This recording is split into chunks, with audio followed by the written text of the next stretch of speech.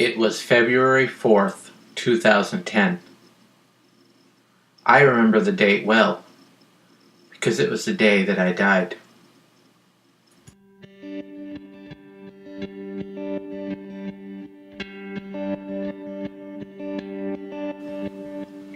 But thankfully, they brought me back.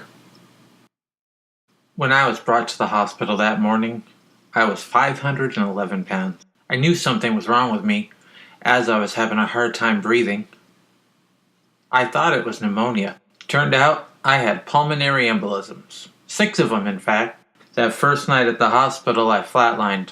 I opened my eyes to all these doctors standing over me, each asking me questions, checking everything, and they let me know the bitter truth.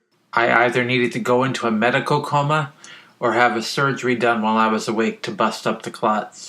I chose the latter. While they were prepping me for surgery, while they were taping my layers of fat up to go in through my groin, I remember looking up at that light and saying, if I get out of this alive, I'm going to get fit in my 40s. When you face your greatest fear, losing all that you hold near, open up your eyes, my dear. Oh, how mercy looks from here.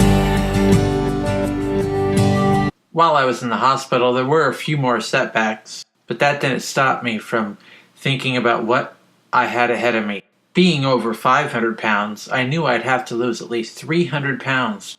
I knew the fundamentals of losing weight: move more and eat less. As time went on, I began to understand the importance of water, of staying properly hydrated.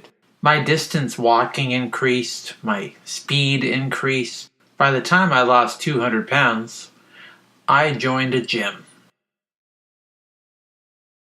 By the time I joined the gym, I was walking 2.5 miles a day. My plan was to walk each day and do the gym at least 3 times a week. By April 2013, I had lost 300 pounds.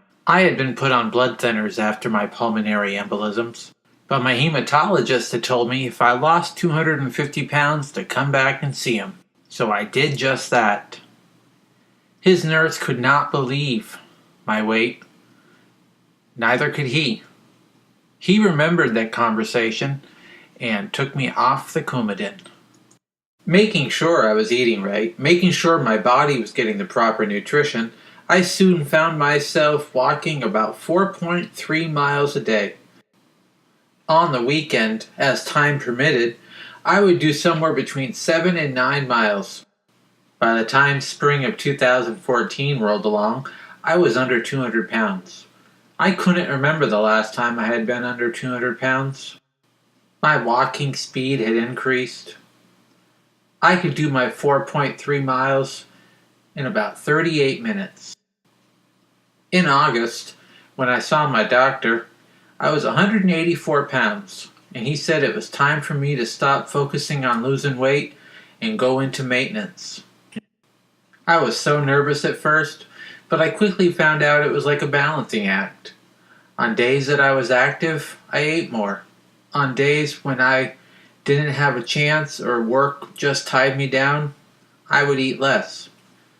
So far, it's worked out great. Looking back through my journal, of all my entries, of all the miles I walked to lose the weight, I came up with a total, which kind of shocked me.